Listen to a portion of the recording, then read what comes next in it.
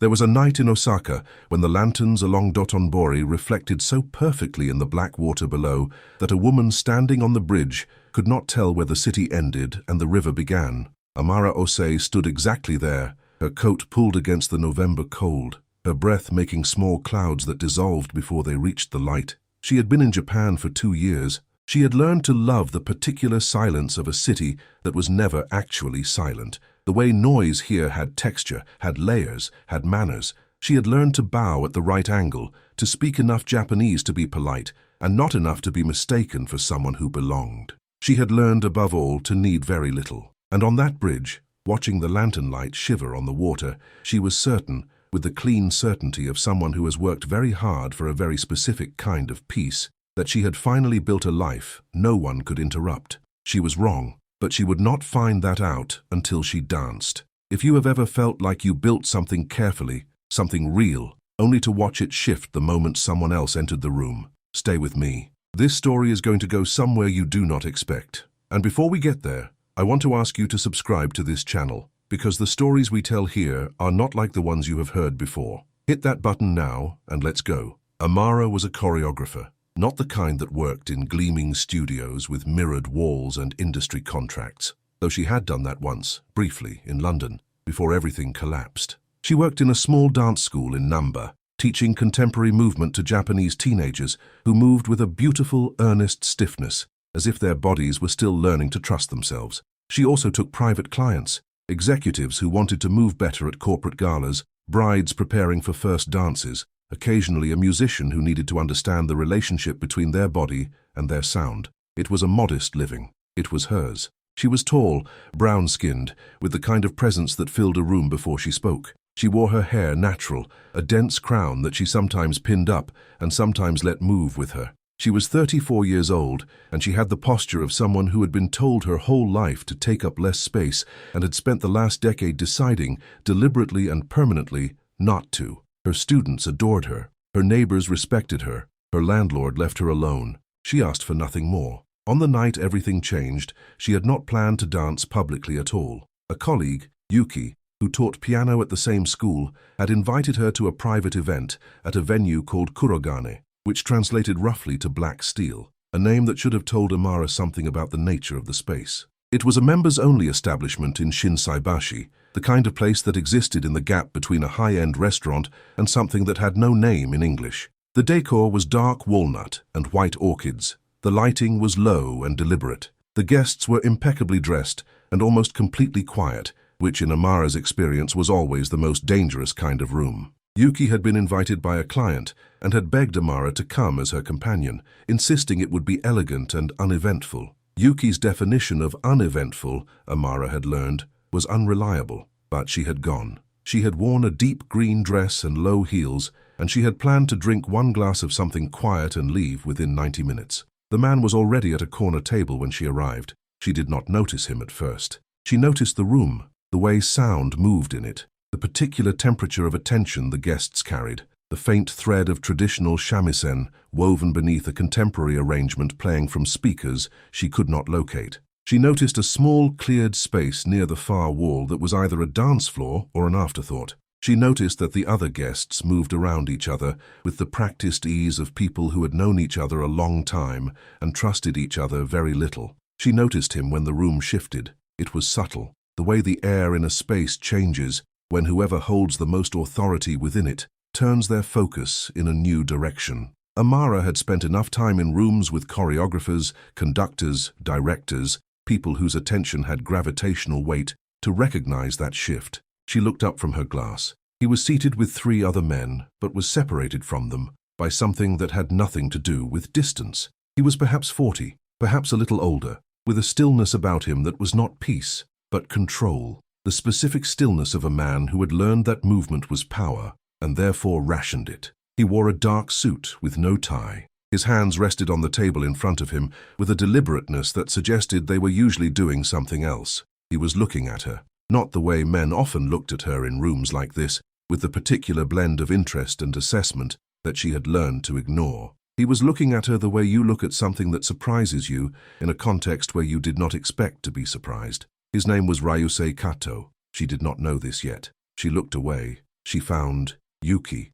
She finished her drink. It was the music that undid her, or rather, the specific transition in the music. A moment when the shamisen thread surfaced fully and the contemporary arrangement fell away. And for approximately 12 seconds, the room was filled with something ancient and searching and unbearably lonely. Amara felt it in her sternum. She felt it the way she always felt music that mattered, not as sound, but as argument, as something demanding a physical answer. And across the room, a man rose from a chair near the bar. He was old. He was black. He moved with the particular careful economy of someone managing pain, and he held out one hand in her direction with the gesture of someone who had practiced it and then forgotten they had practiced it, so that it looked both rehearsed and desperately genuine. Amara's glass stopped halfway to her mouth. She knew him. She knew the angle of his shoulders. She knew the shape of his hands. She knew the way he tilted his head slightly to the left when he was uncertain, and she knew that he was uncertain now about everything, about whether she would take the step toward him or turn her back entirely. Her father had been absent from her life for 15 years, and he was standing in a private club in Osaka with his hand extended, asking her to dance. The room was watching. She did not care about the room. She walked to him. Later, much later, she would not be able to explain exactly why. She was not a forgiving person by disposition. She had learned forgiveness the hard way, the real way, which meant she understood it was not the same as absolution, not the same as welcome, not the same as trust. She walked to her father because the music was asking a question she had been refusing to answer for 15 years, and because something in her body decided, before her mind could vote, that the answer required movement. They danced. It was nothing spectacular. It was two people who shared blood and shared loss and shared a wound that had never properly closed, moving together in a room full of strangers to music that sounded like longing. He led badly. She compensated without thinking, which was, she realized, mid-movement, probably the whole story of their relationship summarized in a single gesture. When the music ended, she stepped back. She looked at her father. She said quietly, in English, "How are you here?" It was not a question. It was an accusation wearing a question's clothes. And before he could answer, before he could say anything at all, she felt the room shift again. That same gravitational change. She turned. Ryusei Kato was standing now. His three companions were seated very still in the way that people sit when they have been told not to move. He was looking at Amara and her father with an expression that was not readable, not quite, but that contained something she would later identify as recognition. As if he had just seen something he had been waiting to see, and the seeing of it had made a decision for him that he had perhaps been postponing. He said something quietly to the man nearest him. The man nodded and disappeared. Ryusei Kato sat back down. He did not look at Amara again that night. She took her father outside. She stood with him on a narrow street behind the venue, under a light that buzzed faintly, and she said everything she had spent 15 years not saying. She said it in a low voice and without tears, which was somehow worse than if she had wept. The flatness of it, the way her words arrived with the weight of something that had been stored under pressure for a very long time. Her father listened. He was smaller than she remembered. His hands shook slightly, which might have been the cold. He told her he was sick. He said the word once and did not elaborate, as if saying it again would give it additional power. He said he had come to Japan because someone had paid for his passage and arranged his visa and told him where to go, and that he had come because he was dying and he was afraid, and he had made a mistake 15 years ago that he needed to look at before he ran out of time to look at it. Amara asked who had arranged it. Her father said he did not know the man's name. He had received a letter. The letter had contained documentation, an itinerary, and a single line that he read to her from memory because he had memorized it. "Your daughter built something real. She deserves to know you tried." Amara stood very still on that street for a long moment. Then she said, "Go back to the hotel. I'll call you tomorrow." She did not say it coldly. She said it the way you speak, when you are holding something fragile in both hands and cannot afford to move quickly. She walked home through Osaka alone, and the city continued around her, indifferent and beautiful, and she thought about the letter. She thought about who would send such a thing. She thought about the man in the dark suit who had watched her dance with her father, and then said something quiet to his companion, and then sat back down. She did not yet understand what had been declared on her behalf, but she was beginning to. If you are still here, and I believe you are, because this story is only getting started, drop a comment below and tell me, have you ever been protected by someone who didn't ask your permission first? Because what comes next is going to make that question matter a great deal. 3 days after the night at Kurogane, a woman appeared at the dance school during Amara's afternoon class. She sat in the back corner of the observation area and watched with the focused patience of someone who had been sent rather than someone who had come.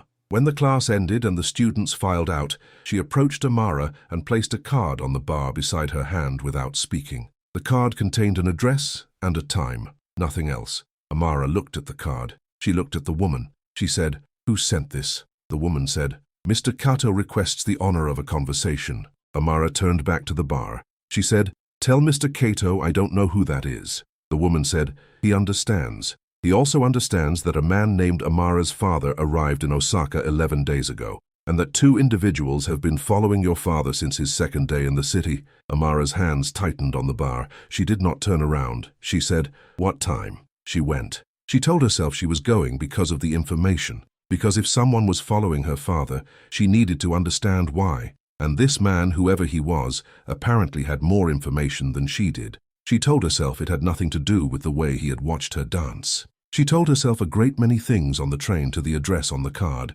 and she was not sure she believed any of them. The address was a private room above a small, unmarked restaurant in Fukushima. Not glamorous, not designed to impress. A table, 2 chairs, tea already poured. Ryusei Kato stood when she entered, which she had not expected, and gestured to the chair across from him with an economy of movement that confirmed what she had already suspected, that every physical gesture this man made was intentional. She sat. She did not touch the tea. She said, "You sent for my father." He said, "Yes." She said, "Why?" He took a breath, slow and considered, like a man choosing between several true things and selecting the one that would be most useful. He said, "Because I had been watching your school for 6 months. Not you specifically. The building. It is adjacent to a property I have interest in. And in watching the building I became aware of you, and in becoming aware of you I made certain inquiries, as is my habit." He paused. "I learned that you had a father who was ill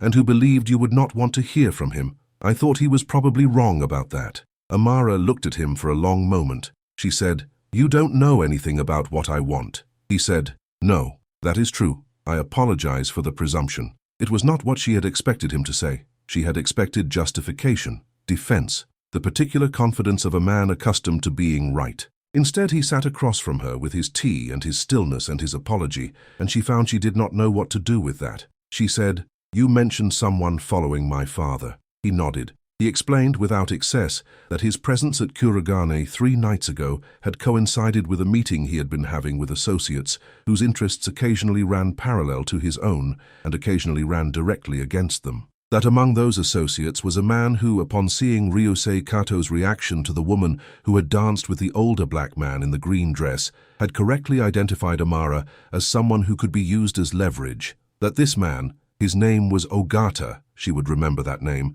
had subsequently placed 2 individuals in the vicinity of her father's hotel. Amara said, "Leverage for what?" Ryusei said, "A disagreement that predates your arrival in Osaka by many years. You are not the cause of it. You have become adjacent to it, which is my responsibility, and I intend to correct that." She said, "How?" He said, "I have made it known, through the appropriate channels, that you are under my protection, that any action taken against you or anyone connected to you will be treated as a direct provocation against me personally." He paused. "In the world I operate in, this is called a declaration. It carries weight." Amara was quiet for a moment. The tea steamed between them. Outside, the muffled sound of Osaka going about its evening pressed softly against the walls. She said, "I didn't ask for your protection." He said, "I know." She said, "I don't want it." He said, "I understand." She said, "Then why?" He looked at her, not the way she had expected, not with the desire to be thanked or the impatience of someone whose generosity was being questioned.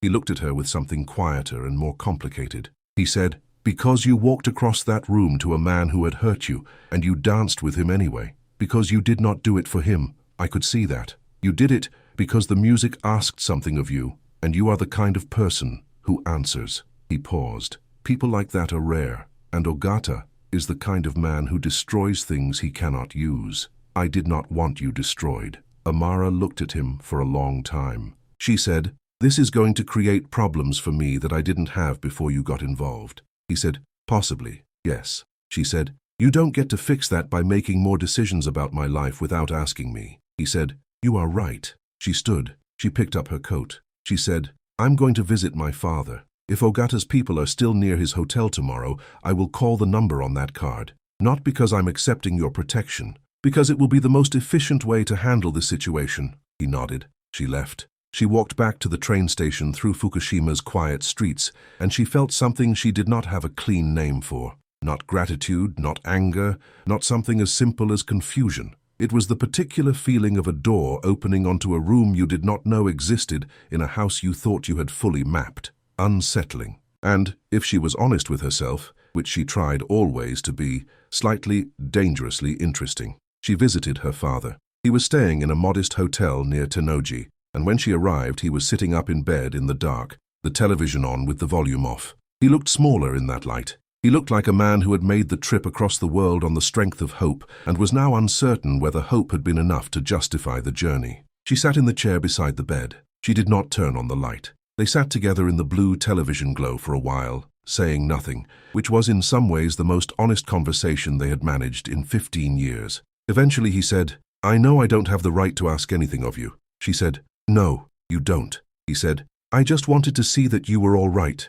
You are. He made a small sound that was not quite a laugh. You are more than all right. You are extraordinary. I could see that from across the room before you ever saw me. She did not respond to that. She sat with it. Then she said, You're going to need to stay somewhere safer than this hotel for a while. I'll arrange it. She said this in her practical voice, the one she used when emotion was present but needed to wait. Not because everything is forgiven, but because you're sick and you're old, and you came a very long way, and I am not going to let something happen to you in Osaka because of a complication that has nothing to do with you. He said, Who is this man, Kato? She said, I don't entirely know yet. He said, He sent someone to find me in Lagos. A woman who spoke Yoruba and English and explained that my daughter had built something real and that I had made a mistake I could still try to address. He paused. I asked her if he was in love with my daughter. She said she didn't know. I asked her if he was dangerous. She said everyone in his position was dangerous and that the question was whether he was the kind of dangerous that protected or the kind that consumed.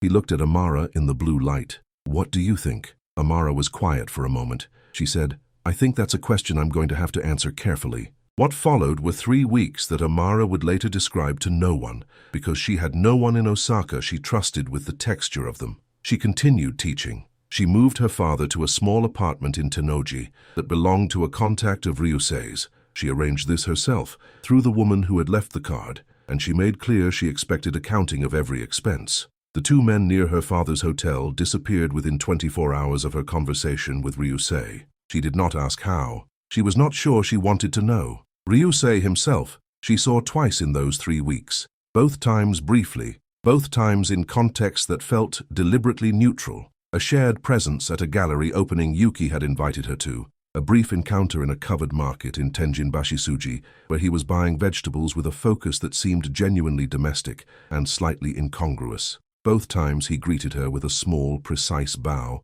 and did not overstay the moment. He asked nothing of her. He offered nothing unsolicited. He existed in her peripheral awareness with a consistency that she recognized eventually as a kind of patience she was not accustomed to receiving. Meanwhile, she was dancing with her father, not publicly, in the small apartment, in the evenings, when she came to sit with him and found that words continued to be inadequate and movement remained the only language that told the truth cleanly. He had been a dancer once, in another life, before he had made choices that narrowed his world significantly. She had not known this. She learned it during the 2nd week, when she asked him why he had held out his hand that night at Kurogane, rather than simply approaching her and speaking, and he said because a letter had told him that she spoke best through her body, and that if he wanted her to hear him, he should try to speak the same way. She stood very still in the kitchen of the small apartment when he said that. She said, "The letter told you that." He said, "Yes, the same letter that arranged everything.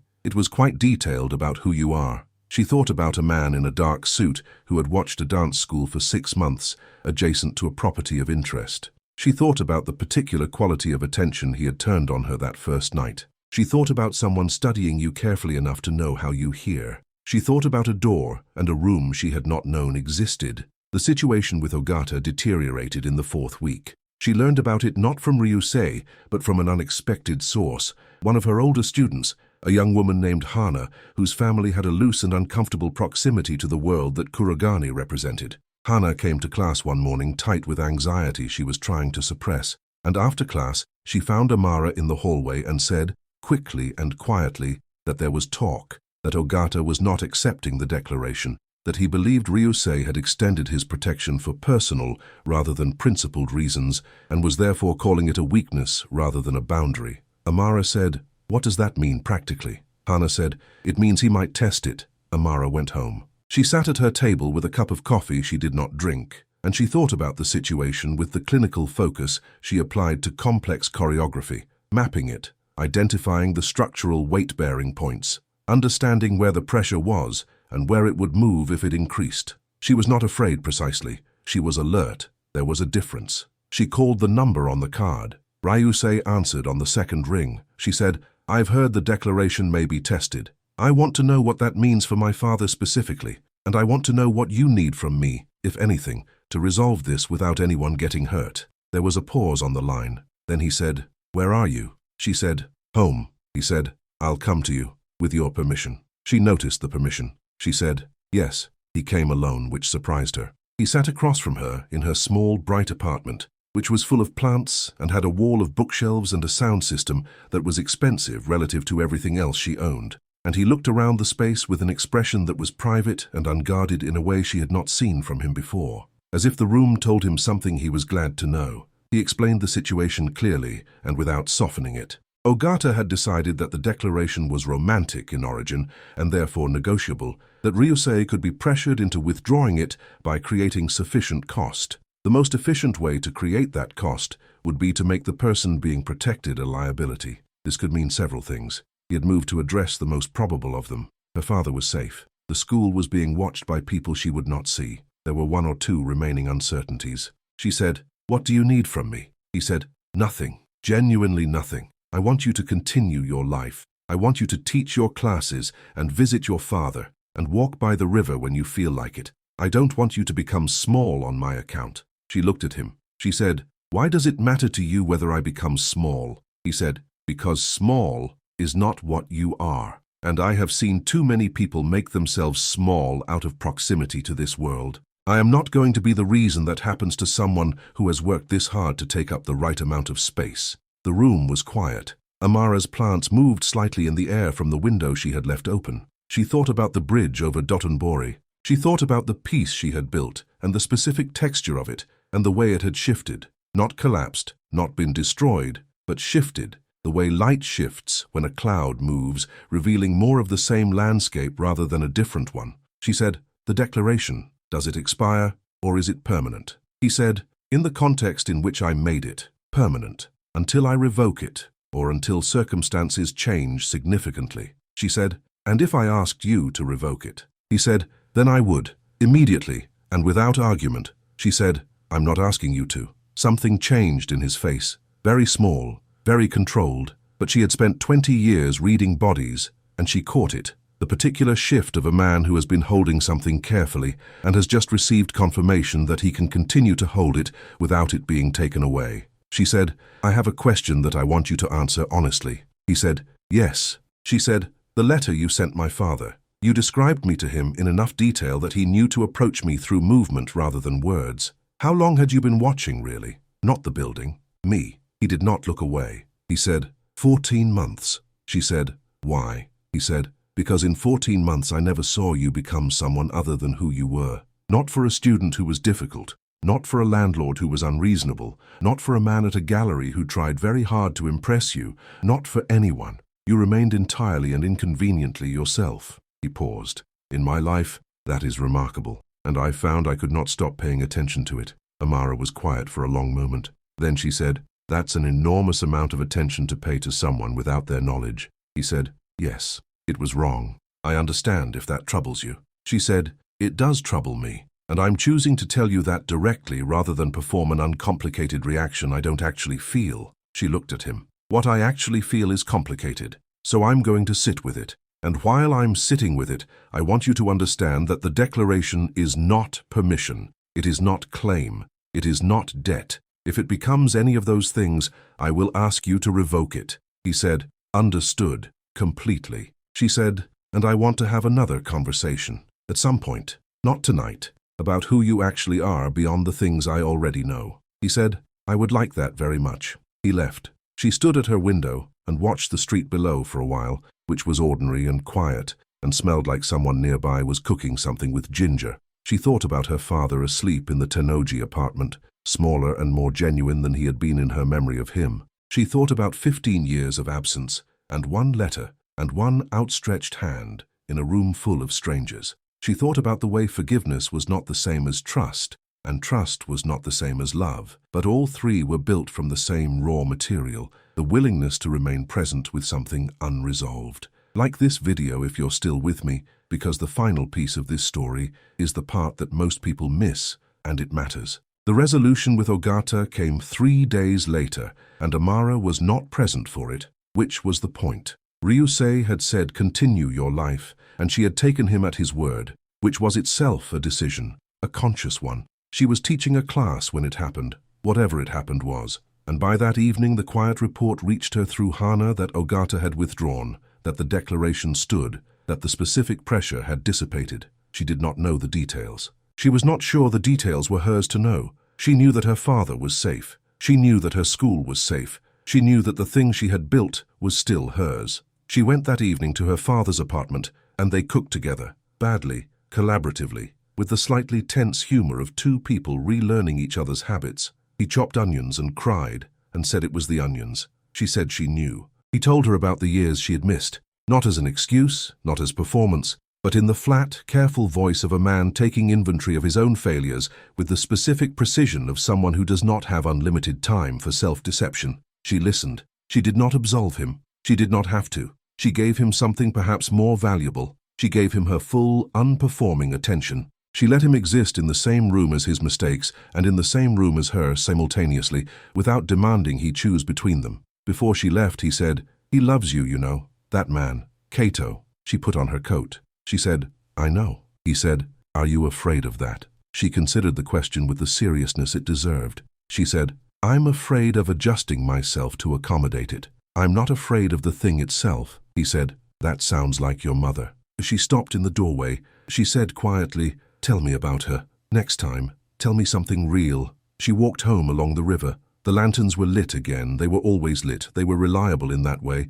and the city was in full November voice, which was quieter than October and more certain than December, a particular Osaka November voice that she had come to recognize and love without fully understanding. She walked and she thought about dancing, and about what it meant to answer when something asked something of you, and about a man who had watched her be herself for 14 months and found it remarkable, and about whether remarkable was the beginning of something or simply the accurate name for a thing that had always already been there. She stopped on the bridge. She watched the lantern light on the water. She thought, I built a life no one could interrupt. And then, more honestly, I built a life, and something entered it, and the life is still mine. That is not interruption. That is evidence that what you built was real enough to matter to someone who knows the difference. She walked on. The city held her. She let it. And somewhere across Osaka, in a room above a small unmarked restaurant, a man who had declared a woman untouchable not because she belonged to him, but because she belonged entirely to herself, sat in the dark and allowed himself, for the first time in a long time, to be uncertain about the future in a way that felt like possibility rather than threat. Some stories end with rescue. This one ends with recognition, which is rarer, which is harder to earn, and which lasts considerably longer. If this story moved you, share it with someone who needs to hear that being seen is not the same as being taken. Leave a comment and tell me what part stayed with you. Subscribe to this channel because every story we bring you is built to last. Built the way Amara built her life. Carefully, originally, and entirely on its own terms. We'll see you in the next one.